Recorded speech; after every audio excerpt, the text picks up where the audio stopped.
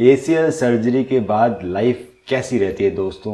क्या होता है 1 दिन में, 2 दिन में, 3 दिन में, 1 महीने में, 2 महीने में? टूट जाए तो सर्जरी तो ज़रूरी है, पर एसीएल सर्जरी में है ना कॉम्प्लिकेशंस और रिजल्ट्स है ना बहुत ही पुअर है, बहुत ही पुअर है। मतलब किसी का घुटना जाम हो जाता है, किसी का वापस टूट जाता है, नहीं टूटे तो लचक आती है, मज़ा नहीं आता।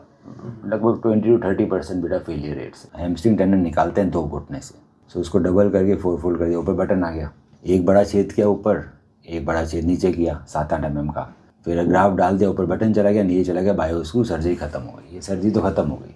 अब इसके बाद 1.5 महीना इंसान का ख़राब होता है।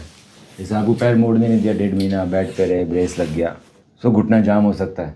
तो अब ये वापस क्यों टूट गया? स्लिप दोनों पैर हुए थे, एक ये क्यों टूटा? दूसरा 2 लिगामेंट टूटते हैं, एक नहीं टूटता, एक एसीएल और एक एएलएल। एएलएल आपका भी टूटा हुआ है बेटा, होता है बाहर एंटीरियर लेटरल लिगामेंट। अब हमारे इंडिया में, भारत में हर कोई एएलएल करता नहीं है, ये प्रॉब्लम है।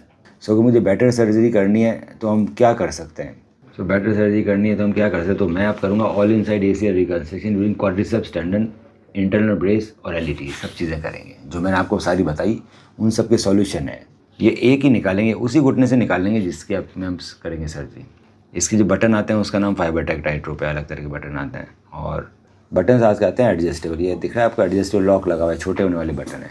इतने सारे बटन आते हैं, हैमस्ट्रिंग के बटन अलग हैं, क्वाड्रिसेप्स के अलग हैं, बोन पटरी बोन के अलग हैं। और मैंने काटा फिर बंद कर लिया। ऊपर और नीचे का दोनों जगह फ्लिप कटर लग रहे हैं, सो मेरा छेद बहुत ही छोटा हो गया। बटन लगने के बाद बटन टाइट होते हैं एडजस्टेबल सिस्टम से, सो ऊपर भी टाइट हो रहे हैं, नीचे भी हमने एबीएस सिस्टम लगा रखा है, दोनों एडजस्टेबल हैं। तो नीचे अब स्क्रू जा नहीं सकता, तो नीचे बटन लग जाएगा, ये भी अपना आप टाइट हो गया। 2 बटन लगने से मजबूती ज़्यादा आती है स्क्रू से। जो बाहर ब्रेस लगा था उसके अंदर ब्रेस बन जाएगा, उसको बोलते हैं इंटरनल ब्रेस। इंटरनल ब्रेस के लिए फाइबर टेप और एंकर, ये दोनों चीज़ चाहिए। सिर्फ फाइबर टेप से इंटरनल ब्रेस नहीं बनता। कई बार सिर्फ फाइबर टेप डाल के बोलते हैं इंटरनल ब्रेस हो गया, नहीं जी, एंकर डालना ज़रूरी है।